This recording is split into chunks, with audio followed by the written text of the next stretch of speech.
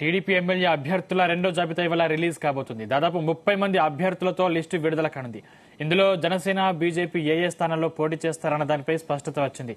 నిన్న 6 అభ్యర్థులతో జనసేన జాబితాను ప్రకటించారు. బీజేపీ అభ్యర్థులు ఎవరనే దానిపై ఇవాళ క్లారిటీ రానుంది.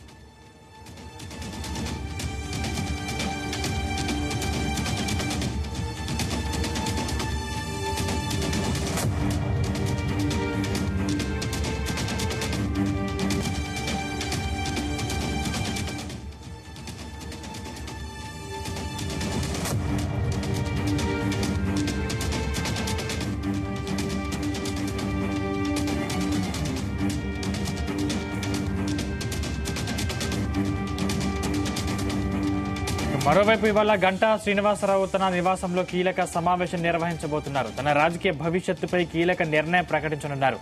చీపురుపల్లి నియోజకవర్గం నుంచి పోటీ చేయాలని గంటా శ్రీనివాసరావును పార్టీ హైకమాండ్ ఆదేశించింది. నిన్న చంద్రబాబును కలిసిన గంటా శ్రీనివాసరావు విశాఖ జిల్లాలో సీటు ఇవ్వాలని కోరారు. దీనివి ససేమీరా అన్న చంద్రబాబు చీపురుపల్లి నుంచి పోటీ చేయాల్సిందేనని తేల్చి చెప్పారు. లేదంటే పార్టీ కోసం పనిచేయాలన్నారు. అయితే చీపురుపల్లి పోటీ చేసేందుకు ఆసక్తి చూపని గంటా శ్రీనివాసరావు ఇవాళ అనుచరులతో సమావేశం తర్వాత తుది నిర్ణయం ప్రకటించే అవకాశం ఉంది.